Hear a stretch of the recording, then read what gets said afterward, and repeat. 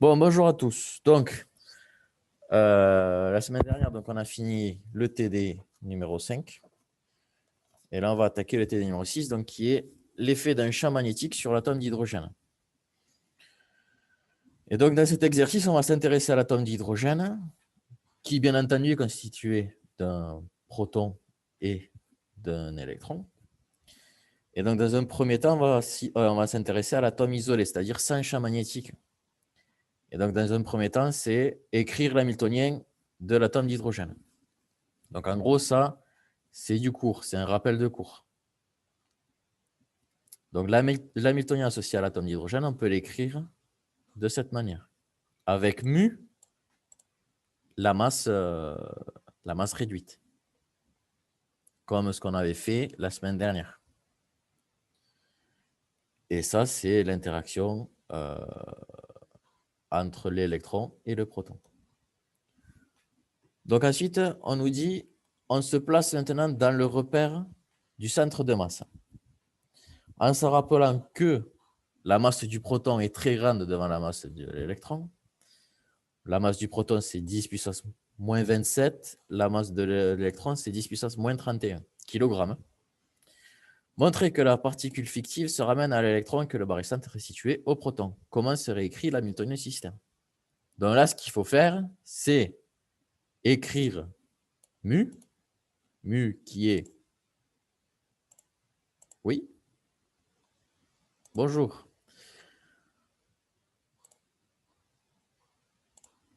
Donc mu qui est égal au produit des masses. Donc ici, ça va être MP fois petit m E sur la somme des masses.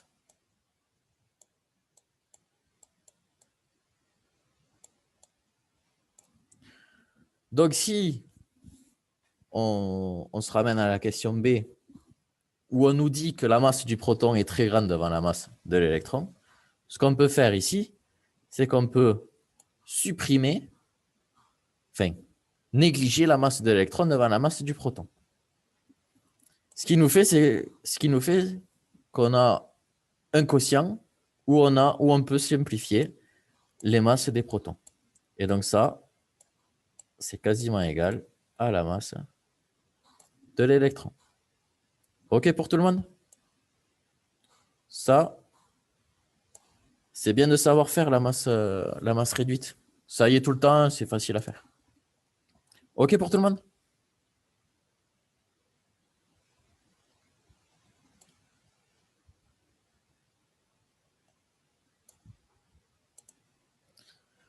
Donc, voilà, ici, j'ai réécrit mu, donc la masse réduite. Donc, on voit qu'elle se ramène à la masse de l'électron. Oui, oui, Est-ce que vous pouvez juste remettre la diapo précédente, s'il vous plaît? celle-là? 2 petites secondes, merci. Oui. Non, c'est bon, merci. De rien. Donc là, c'est ce que j'avais écrit. Donc là, on voit bien qu'on obtient quelque chose qui ne dépend que de la masse de l'électron. Et du coup, on peut remplacer le mu par la masse de l'électron ici, moins l'interaction électron-proton, avec R ici, qui est le rayon d'équilibre entre le proton et l'électron. OK? Donc voilà, ça, c'est à connaître. Ça, c'est à savoir. Alors, j'avais eu une question par mail qu'on m'avait envoyée. Alors, je ne sais pas si c'est dans ce groupe ou pas. On m'a demandé, dans le cours, on a H qui est écrit comme ça. Donc, il n'y a pas le chapeau. Et on m'a demandé si ça, c'était un opérateur. Si on vous dit marqué, parce que plus haut dans le cours, il y a marqué, on considère l'opérateur hamiltonien H, donc H écrit comme ça. Donc, dans tous les cas, H, ça va être un opérateur dans ce cours. Ce n'est pas parce qu'on ne met pas le chapeau que ce n'est pas un opérateur. Si on vous dit que c'est un opérateur, c'est un opérateur. Est-ce que c'est clair pour tout le monde? Enfin, est-ce que c'était clair déjà que H était, enfin, l'hamiltonien était un opérateur? C'est OK pour tout le monde, ça?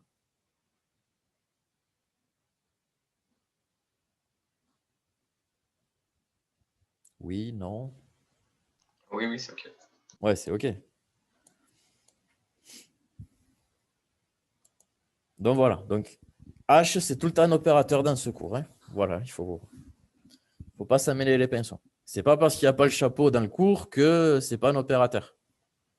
Le chapeau, enfin, pour des lettres autres que A, E, I, O, U, là, c'est pas évident à placer, surtout quand on est avec PowerPoint. Avec PowerPoint, c'est compliqué de le mettre. Moi, je suis sous Beamer. Avec Beamer, je peux les faire très facilement. C'est pour ça que chaque fois, j'essaye de le mettre, le chapeau, pour vous familiariser. Mais enfin, si on nous dit que c'est un opérateur, on n'est pas obligé de le mettre. Voilà. Bon. Ensuite, on nous demande de rappeler les expressions des énergies et la forme des fonctions d'onde. OK, bon, très simple. Donc, l'énergie d'un hydrogénoïde, c'est moins 13,6. Bon, bien sûr, il va y avoir le numéro atomique de l'hydrogénoïde en question, mais pour l'hydrogène, étant donné que c'est 1, ça sera moins 13,6 sur n carré, n étant le nombre quantique principal. Donc, c'est ce que je donne ici. Donc, ça, c'est l'expression en EV. Bon, ici, là, j'ai mis un moins sans trop. Donc, ça, il n'y a pas ça. Il n'y a rien. C'est moins 13,6 sur n carré. Donc, si on est en EV. Et la fonction, et la fonction d'onde va être associée à la fonction d'onde harmonique sphérique multipliée par la fonction d'onde appelée partie radiale. Donc ça, c'est un rappel du cours que vous avez eu sans doute en première année ou deuxième année. Donc harmonique sphérique. L'harmonique sphérique va nous donner la forme des orbitales. Donc la forme S, ça va être une sphère. La forme des P, ça va être 2 ellipses. La forme des D, ça va être 4 lobes, etc., etc. Et la partie radiale, elle va nous donner la grosseur, la taille de ces orbitales. Donc la 2S va être plus grande que la 1S. Voilà. Est-ce que c'est OK pour tout le monde, ça? Donc quand on nous demande la forme des fonctions d'onde, il faudra juste rappeler ça. Après, je ne sais pas si dans le cours, il a donné exactement la forme, mais déjà, si vous donnez ça, c'est bien. OK?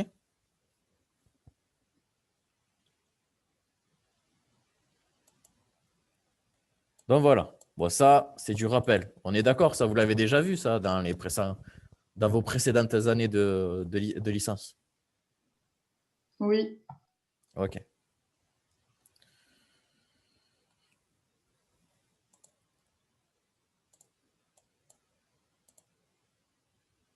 Donc, ensuite, rappelez les relations qui lient les nombres quantiques.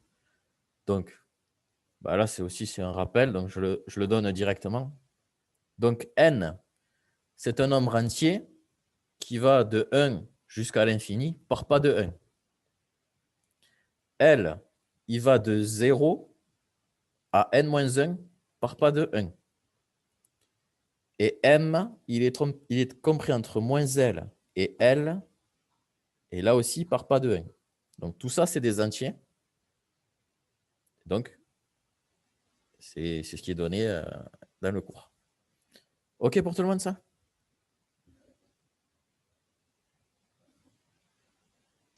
Oui. Bon, je vous laisse un peu noter, pour ceux qui veulent. Ensuite, on nous demande de calculer la dégénérescence d'un niveau d'énergie. OK, facile. Donc,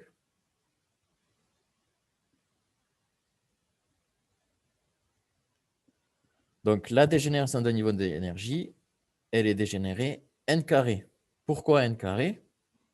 Ben parce que pour le premier, donc n égale à 1, on va avoir la 1s.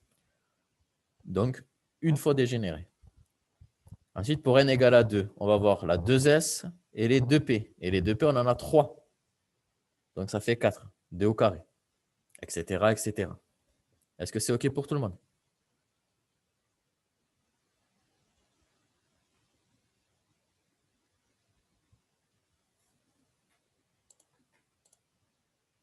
OK. Donc maintenant, on va passer à la partie un peu plus intéressante, c'est-à-dire la présence. On va mettre l'atome d'hydrogène en présence d'un champ magnétique qu'on note B. Et ce champ magnétique est dit statique et uniforme, c'est-à-dire qu'on peut l'écrire sous la forme d'un vecteur qui s'écrit B0, donc la puissance du champ magnétique, selon le vecteur UZ, donc le vecteur unitaire orienté selon l'axe Z. Ce champ magnétique entraîne l'apparition d'un hamiltonien supplémentaire qu'on note WZ. En gros, on a perturbé notre hamiltonien H0.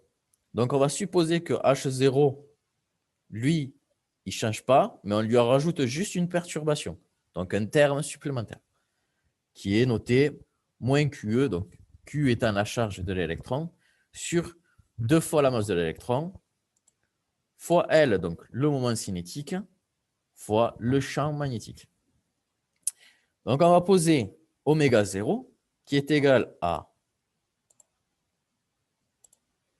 cette partie ici. Et il faudra donner l'expression de l'énergie du système. Donc, première étape, ça va être déjà de redéfinir l'hamiltonien du système. Donc, l'hamiltonien du système est le suivant. H va être égal à H0 plus la perturbation WZ. Donc, en réécrivant le moins QE sur 2ME fois B en posant oméga 0, on a cette expression de l'hamiltonien. Donc, ce qui va se passer, c'est qu'on va retrouver l'expression de l'énergie donnée par H0. Donc, ça va nous donner de nouveau moins 13,6 divisé par n au carré. Et ça va nous donner autre chose. On sait que L fois une fonction d'onde, enfin, fois une fonction propre de l'opérateur, c'est égal à m h bar Lm. Donc, en gros, ici, on va faire apparaître le troisième nombre quantique. Puisque ce WZ a les mêmes fonctions propres que H0. Donc, on aura bien ce MH bar qui va arriver. Ce qui nous fait que l'énergie, elle est donnée par ça. Donc, j'ai appliqué L sur la fonction et j'ai obtenu ce MH bar. Donc, le oméga, c'est oméga 0. Hein. Je n'ai pas remis le 0, il n'y en a qu'un d'oméga. Est-ce qu'il y a des questions? En gros, j'ai fait ça. Oui, tout à l'heure, quand vous aviez mis un plus ou un moins devant le 13,6 en fait de H, j'étais pas sûre si c'était un plus ou un moins en fait. Non, là, il n'y a rien, là. Il faut l'enlever, ça. Ah là, il n'y a rien, d'accord, ok. C'est Merci. juste le moins ici. Ok, d'accord. C'est moins 13,6 sur n carré. J'ai écrit 2 fois le moins, désolé. Ah d'accord, ok. Merci. Faute de frappe. Bon, du coup, là, ce que j'ai fait, j'ai juste appliqué l'hamiltonien sur, j'ai fait H psi qui est égal à E psi. Et c'est pour ça que je ce MH bar qui est généré. Donc, ça va pour tout le monde, ça? Ça, j'y touche pas, ça me fait Il toujours. provient d'où le MH bar? Et le MH bar, c'est Le ça. M oméga H, je veux dire. Mais oméga c'est oméga 0. Hein. C'est les mêmes. Hein. Le MH bar, c'est ça. Donc, si je fais oméga 0 L psi, ben ça, c'est égal à oméga 0 M H bar psi. OK? Ok, merci. Puisque L, ses valeurs propres sont MH bar.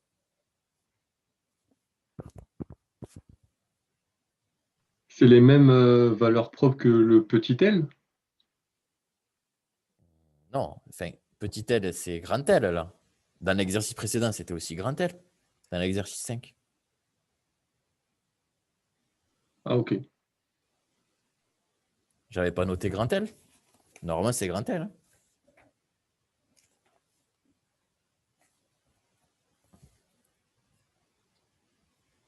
Après, c'est pas le. Après, c'est le petit L que vous parlez, c'est le deuxième nombre quantique.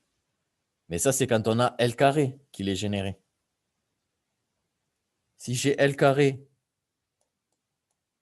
psi, j'obtiens H bar carré L plus 1 psi. C'est de ça que vous parliez, non, Clément? Oui, oui, mais j'ai confondu avec les grands L et les petits L. D'accord. Donc, le grand L, si c'est grand L qui n'est pas au carré, ça va donner MH bar. Si c'est grand L au carré, ça va donner H bar carré L facteur de L plus 1. Voilà. Ça, il faut le savoir, ça. Ça va tomber au partiel. Il y a quasiment 100% de chance.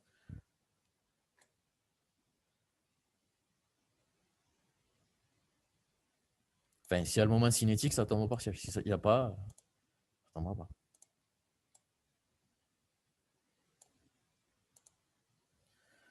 Bon, du coup, on a l'énergie du système. Donc ça, la perturbation, qu'est-ce qu'elle va faire? Elle va lever la dégénérescence du système. Et c'est ce qu'on nous demande. B, faire un schéma des niveaux issus de n égale 1, n égale 2 et n égale 3. Donc, qu'est-ce qui va se passer? Si n égale 1, on l'avait précédemment, si n égale 1, L va être égal à 0, M va être égal à 0. Donc, on va avoir un seul niveau d'énergie. Il ne va pas changer. En revanche, si n égale 2, si n égale 2, L peut être égal à 0 ou 1. Donc, si L égale à 0, on aura M égale à 0. En revanche, si L égale 1, on va avoir moins 1, 0, 1. Donc, on va avoir une valeur de M qui va shifter les niveaux d'énergie, ou qui va les stabiliser, ou qui va les déstabiliser.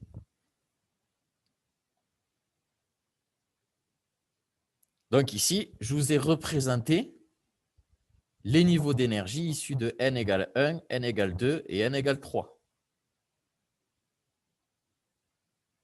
Donc pour n égale 1, m égale à 0. Donc, ben voilà, le niveau, il n'est pas changé. Puisqu'ici, m égale à 0. Donc le niveau, il ne change pas. Pour n égale 2, donc c'est ce que je disais. Il va y avoir 2 fois m égale à 0 et une fois m égale 1, une fois égale à m moins 1. Donc les m égale à 0 restent au même niveau. M égale 1 va être déstabilisé. M égale à moins 1 va être stabilisé. Ou l'inverse. Ouais, non, oui, c'est ça. Puisqu'on en a un plus. Et n égale 3, ben là, idem. On aura m égale 2, m égale 1, m égale à 0, moins 1, moins 2. C'est OK pour tout le monde? Donc là, ici, tous ils sont au même niveau. C'est juste que je les ai un peu éclatés pour qu'on puisse tous les voir. C'est bon ça pour vous? Ils sont tous ici en fait. Hein. Ils sont tous à ce niveau-là.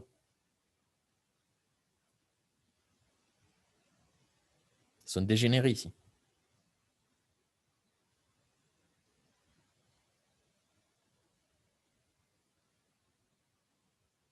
Donc ici, on voit bien qu'on a une levée de dégénérescence des niveaux d'énergie. Donc maintenant, il faut préciser la dégénérescence de chacun des sous-niveaux obtenus et vérifier qu'on retrouve bien la dégénérescence totale d'un niveau EN. Ben là, on va le faire comme ça. Donc pour n égale à 1, on a un niveau et à la fin, on a un niveau. Donc c'est bon, on a la bonne dégénérescence. Pour n égale 2, on a 4 niveaux et à la fin, on a 4 niveaux. Donc c'est bon, on a conservé la dégénérescence. Là, on a 9 niveaux et au final, on a 1, 3, 6, 8, 9 niveaux. Donc, de nouveau, on a conservé la dégénérescence. Donc là, je fais les questions C et D en même temps, parce qu'elles sont liées. Donc, préciser la dégénérescence de chacun des sous-niveaux. Vérifier qu'on retrouve la dégénérescence totale. Donc, ça, c'est ce qu'on vient de faire. Généraliser la relation pour trouver la dégénérescence Gn, M, valeur absolue, de n'importe quel niveau.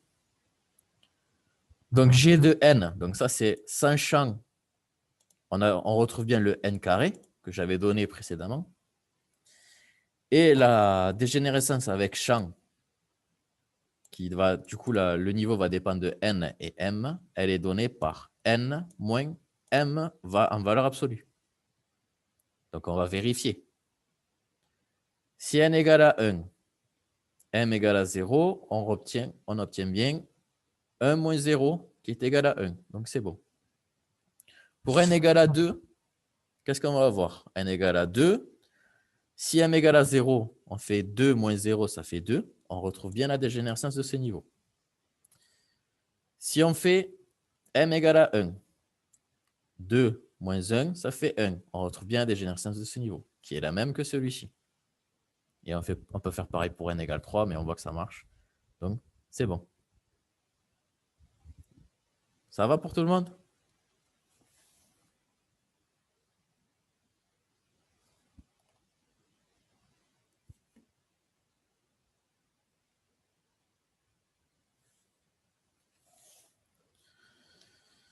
Ensuite, quelles sont les transitions dipolaires permises entre les différents sous-niveaux obtenus? Donc, les différences, les règles de sélection sont les suivantes. C'est delta M qui est égal à 0 plus ou moins 1. OK?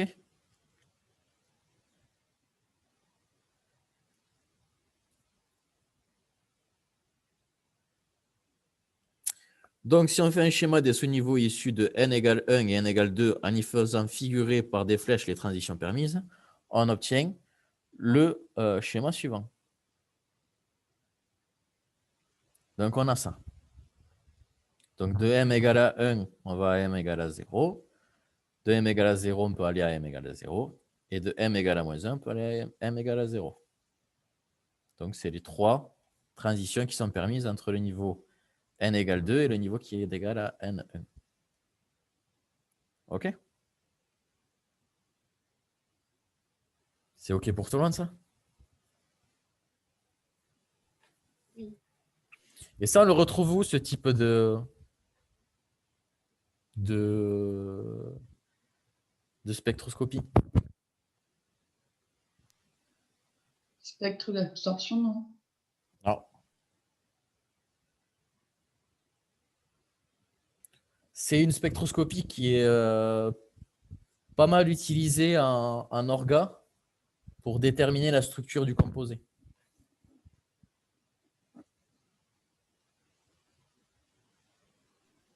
UV visible? Non. RMN. RMN, ouais. RMN. Ici, on a un champ magnétique. Là, c'est de la RMN. C'est en gros, mais là, c'est le principe simplifié. C'est pas vraiment ça. Donc ensuite, on nous demande de donner l'allure du spectre. Ah, le spectre, qu'est-ce qu'on va avoir? On va avoir 3 pics. Voilà.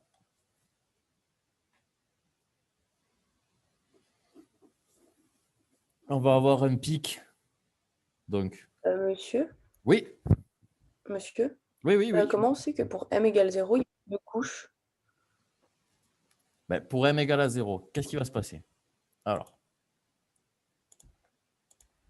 Donc, pour n égale à 2, n égale à 2 va me générer L égale à 0 et L égale à 1. OK? Ensuite, L0 va me générer M qui est égal à 0. Donc, c'est celui-là. Et le 1, lui, il va me générer 3M. Ah oui, forcément. M égale à moins 1, 0 et 1. Du coup, c'est pour ça ici qu'on se retrouve avec deux valeurs de M égale à 0. Ok, merci. Et c'est pareil, si vous faites n égale à 3, vous en aurez 3. Puisqu'ici, je vais générer L égale à 0, 1 et 2. 2 va de nouveau me générer le 0, etc., etc. D'accord. Ok. Merci. Voilà. Est-ce qu'il y a d'autres questions?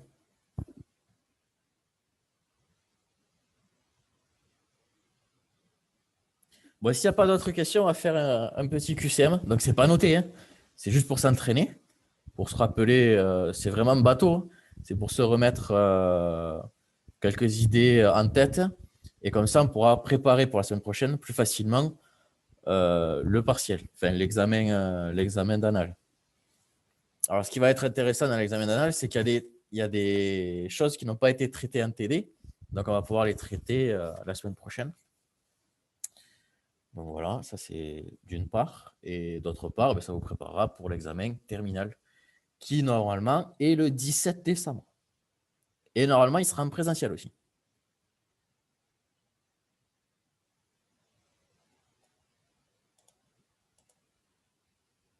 Ah, qui sera en présentiel? Oui, c'est sûr. Parce que même, j'avais appris en fin de semaine dernière que pour le 17 décembre, ça c'est pas sûr. Mais aux dernières nouvelles, c'était le 17 décembre.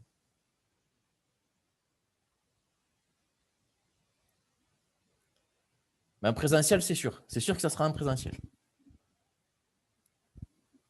Donc voilà. Bon, je sais pas si c'est une bonne nouvelle pour vous, j'en sais rien.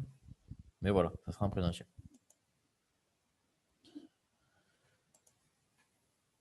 Bon, on va faire un petit QCM du coup. Donc, je vous envoie dans le chat le lien de ce QCM là.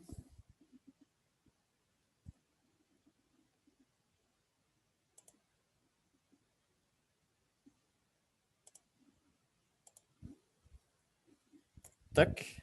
Donc, il y a 10 questions. Donc, on va y répondre maintenant. Je vous laisse le temps d'y répondre. Et puis après, on va discuter des réponses qui ont été données. Voilà.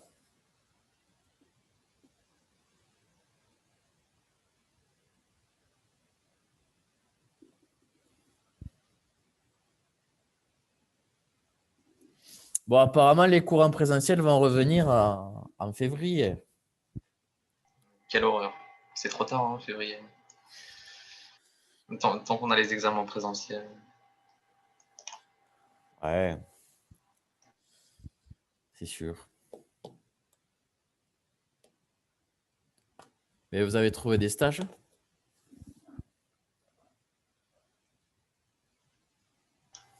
Je pense pas tout le monde, mais on cherche. Vous en avez trouvé? En laboratoire, ouais, mais c'est simple. Après, je pense qu'en entreprise, enfin, moi, je cherche en labo, donc c'est clean. Et je pense que pour ceux qui cherchent en industrie Ouais. ou dans les entreprises, je pense que c'est plus galère. Ouais, non, c'est sûr, c'est sûr. À l'entreprise, je pense qu'aucune entreprise ne va jouer le jeu. Donc bon. Le problème, c'est que bon, les labos, ils ne pourront pas tous vous accueillir. Donc, et il y en a d'autres qui ont tenté un laboratoire, hein? Est-ce qu'on vous a répondu? Oui, Ouais, et c'est bon? quasiment sûr, ouais. Ok. Vous le faites où? Enfin, avec qui? Normalement, à la faculté de pharmacie de Paris. D'accord. Très bien. Bon, ben c'est bien.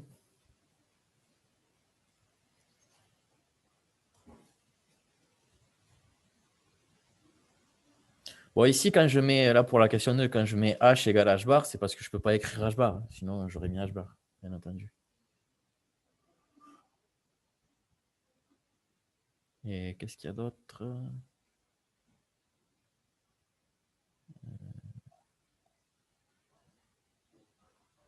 Ah oui, intégral, là, c'est le signe intégral. C'est juste que, ben, pareil, je peux pas le faire comme ça.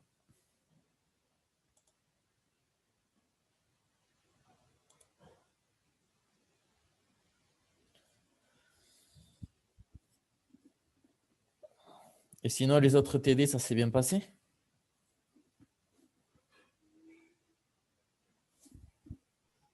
Oui, ça va.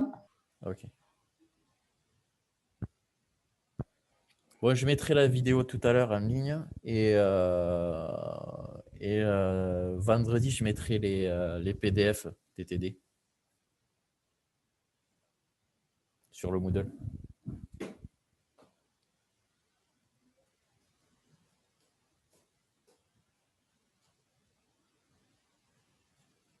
Puisque dans l'autre groupe, il y en avait plein qui me le demandaient. Alors, je ne sais pas si vous le voulez vous aussi, mais bon, vous l'aurez quoi.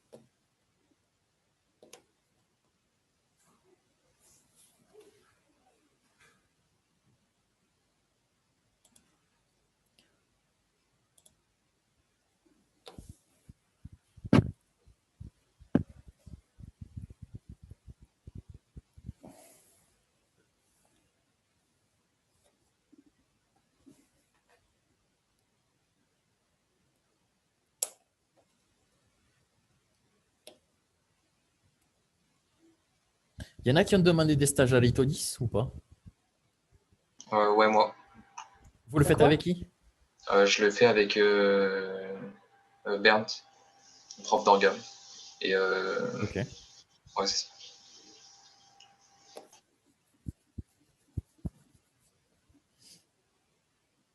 Après, il y avait quelqu'un d'autre qui avait répondu quelque chose, non? Non, bon, d'accord.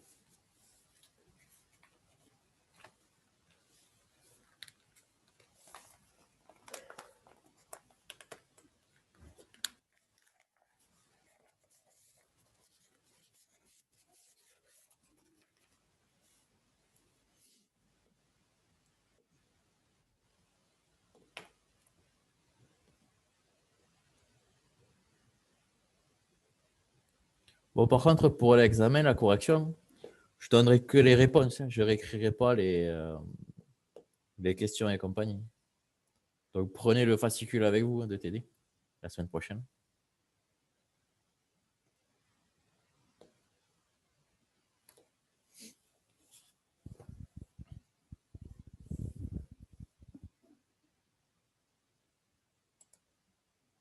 Bon, 5 personnes ont répondu. Tout le monde a eu accès C'est bon, tout le monde a réussi à y aller là, sur le site. Hein. Non, on peut y aller sur téléphone aussi.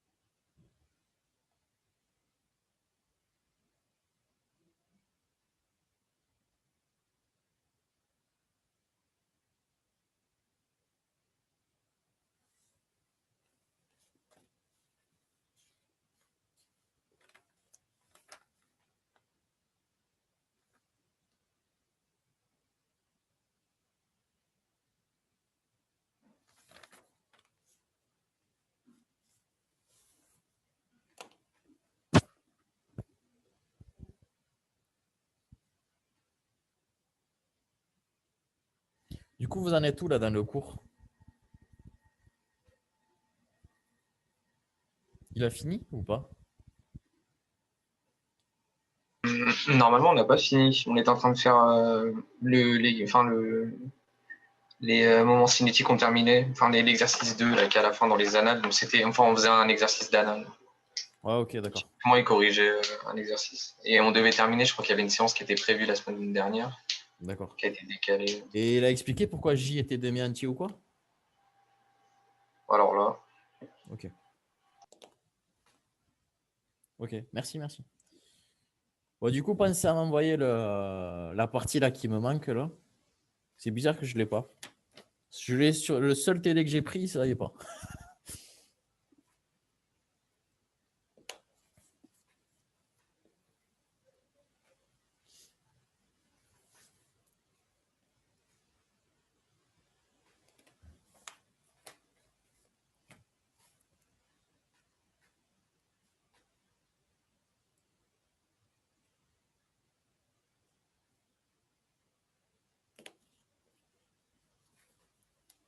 Ça y est, on commence à avoir 10 réponses. On va attendre 3 réponses supplémentaires et on pourra corriger.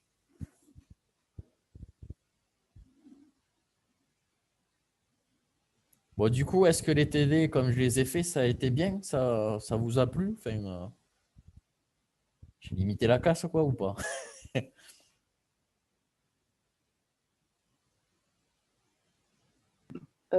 En distanciel, vous voulez dire? Ouais, par rapport au... Parce que je sais que, bon, c'est pas pareil. Un petit peu rapide, mais ça va.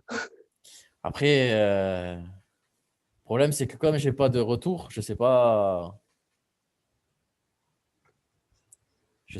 enfin, c'est difficile de jauger parce qu'on peut faire à l'expression des visages. Si les visages sont Oui. crispés, on peut se dire, bon, là, on va un peu trop vite. Là, le problème, c'est que, bon, on n'a pas forcément ce recul. En plus, je peux pas passer dans les rangs pour voir si vous bloquez ou pas sur les questions. Du coup, c'est pas évident. C'est pour ça que je les mets aussi sur Internet, les vidéos. Comme ça, vous avez toujours la Oui, oui. possibilité de revenir en arrière. Voilà. Enfin, après, j'espère que je n'ai pas été ennuyeux des fois. Je ne sais pas. Non. Voilà. De toute façon, je crois qu'il nous reste 2 séances. Ou une, enfin, je ne sais plus. Et après, c'est fini. Après, c'est l'examen. Bon, les 3 qui manquent, ils ont bientôt fini.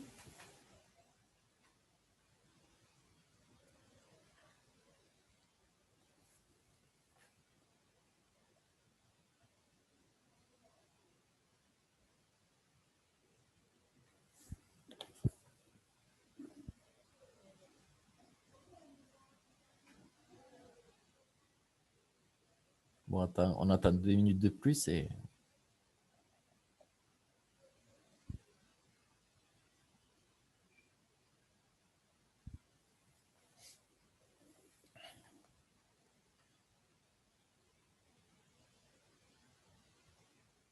Ensuite, par exemple, sur cette question-là, la 4, là, on peut donner plusieurs réponses. Hein. Il y a plusieurs réponses qui sont vraies. Et pour la 9 aussi.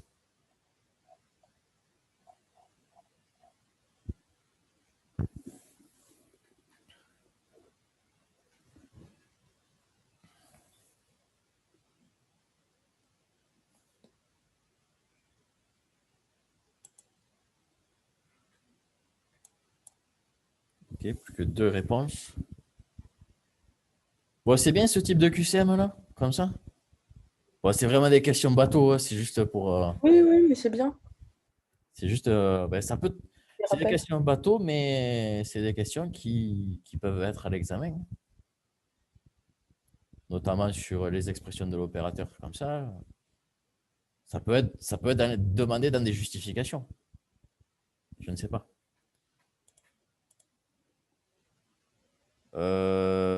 D'autres questions de cours, c'est-à-dire sur aujourd'hui ou les prochaines fois? Ou à l'examen?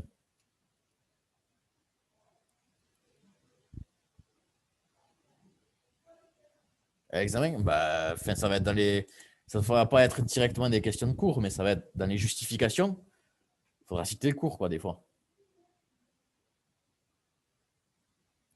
Parce que, je sais pas, des fois, on demande de justifier, donc bah, il faut justifier avec des connaissances du cours. Enfin, là, je sais pas si dans les annales, on demande de justifier. Ouais, si. Par exemple, il y a des trucs qui sont à justifier. Mais là, il faudra vérifier ça, quoi. Bon, allez, on va répondre aux questions. Alors, première question. Si 2 opérateurs commutent, alors, il y a une majorité qui a répondu ils ont les mêmes valeurs propres. Donc là, ce n'est pas la majorité qui a raison sur ce coup. Si ils commutent, alors ils ont les mêmes fonctions propres. Regardez par exemple, L carré et L commutent, mais ils n'ont pas les mêmes valeurs propres. Ils ont les mêmes fonctions propres. Donc là, c'était la deuxième réponse qu'il fallait donner. Ensuite, quelle est l'expression de l'opérateur Px? Donc là, je l'ai posé cette question parce que l'opérateur P revient souvent. Et souvent, on me dit, je me souviens quand on était en présentiel, Souvent, j'avais cette question-là. Donc là, c'est égal à moins IH bar D sur DX. Donc là, tout le monde a raison, sauf une personne. Elle s'est trompée. Là, il faut bien mettre le D sur DX. Alors, si f est fonction propre de l'opérateur x, alors x, f donne valeur propre g. Donc, g étant différent de f.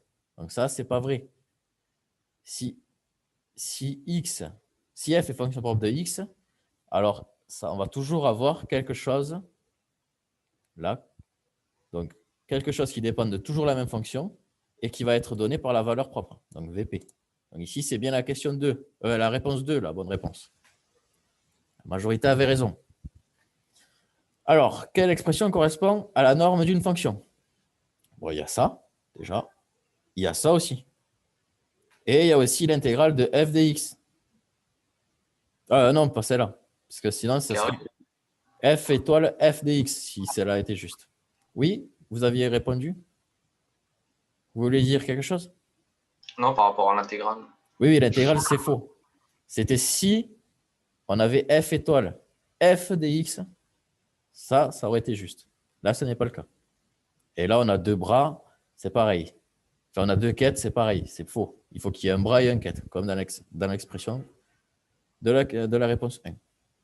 Donc là, c'est bien, vous n'êtes pas trompé. Donc, quelle est la relation entre f bras et f quête? Ben, l'un est conjugué complexe de l'autre. Alors, ils ne sont pas dans tous les cas égaux.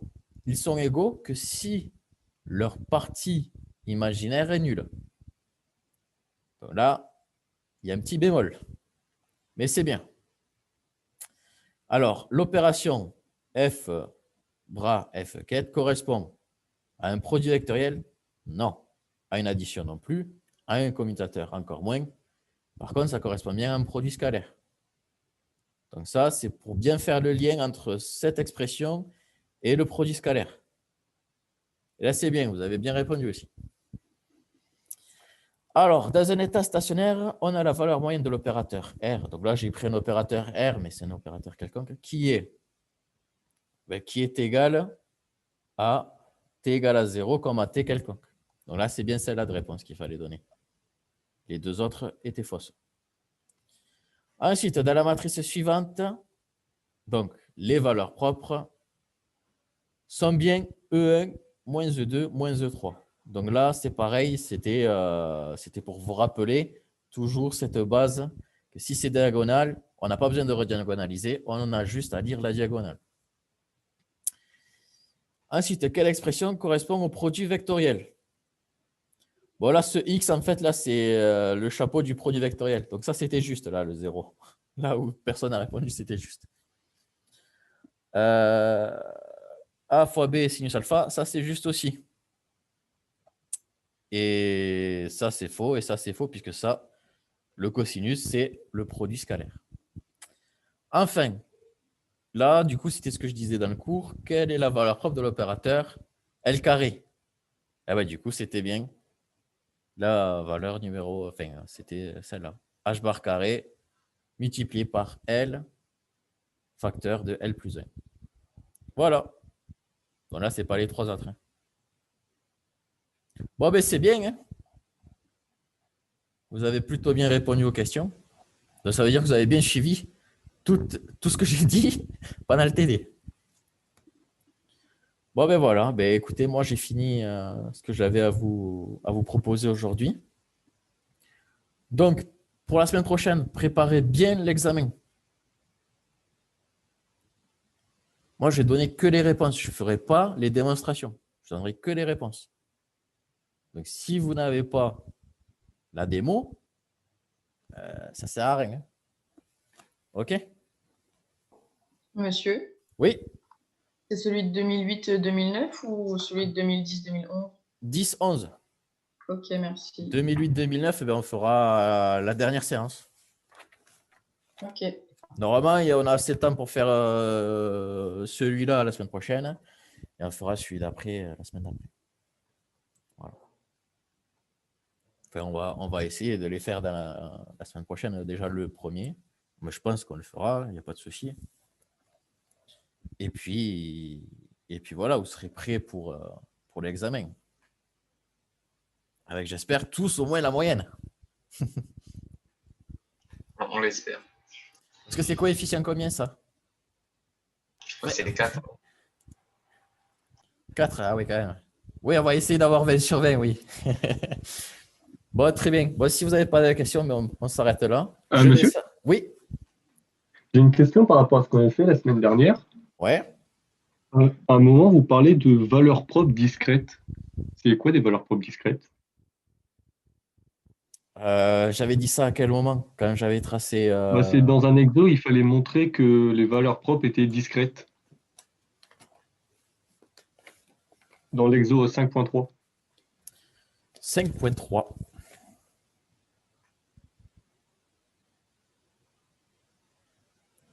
Et c'était quelle question? Ça, c'était la question A. Là, 1A.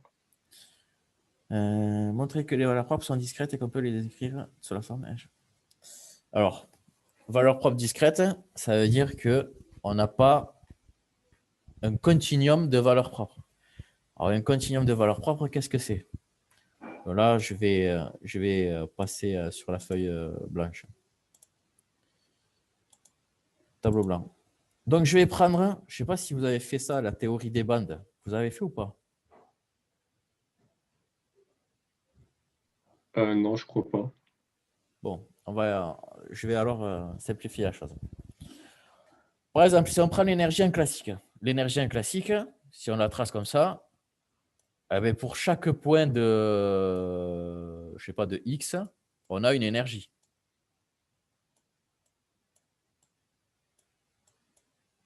Vous êtes d'accord avec ça? Pour tous les points, j'ai une énergie.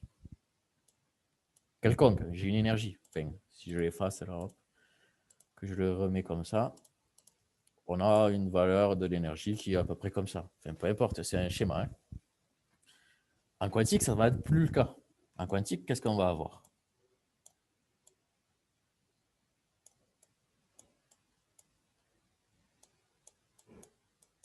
En fait, on va avoir des pics.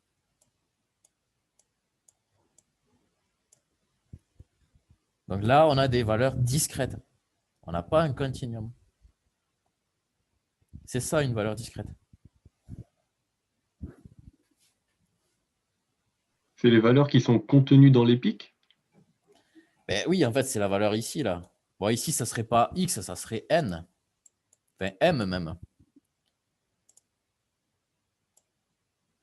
Mais si on prend N, par exemple, si on revient, si je reviens à mon TD, là, l'énergie, elle est discrète. Même si elle est dégénérée, ici, je n'ai pas une énergie là. Vous voyez, ici, ce n'est pas possible que j'ai une énergie. Ici, ce n'est pas possible que j'ai un trait. Ce n'est pas permis par la quantique. Donc ça, ce n'est pas possible. Et je ne peux pas avoir un trait ici non plus. Ni là. Vous voyez? Ah oui, ok. C'est pour ça que dans une molécule, on dit que les niveaux orbitalaires sont discrets. On n'a qu'une seule orbitale. Et c'est pour ça qu'on dit que l'énergie est quantifiée. Si l'énergie n'était pas quantifiée, pour n'importe quelle valeur, on aurait une énergie. Enfin, on aurait une fréquence ou une transition possible. C'est ce qu'on nous dit en fait en première année.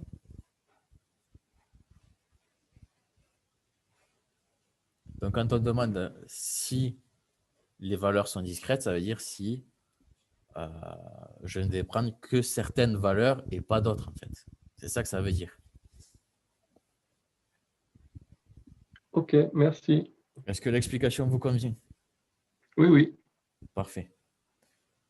Est-ce qu'il y a d'autres questions?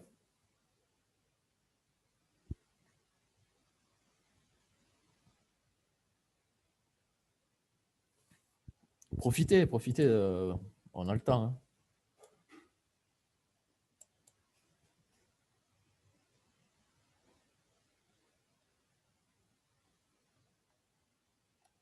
Bon, et s'il n'y a pas d'autres questions, on s'arrête là. Donc, je mets ça maintenant sur YouTube. Bon, ça va mettre un peu de temps. Je mets ça sur YouTube vendredi, je mettrai sur le Moodle les TD là. Et puis voilà. Écoutez, je vous souhaite une bonne semaine. Et puis à la semaine prochaine. Et voilà. Merci. Au revoir. Allez, au Au revoir. revoir. Merci à vous aussi. Au Bonne revoir. journée à vous. Au revoir. Au revoir. Bonne journée. Bonne journée. Au revoir.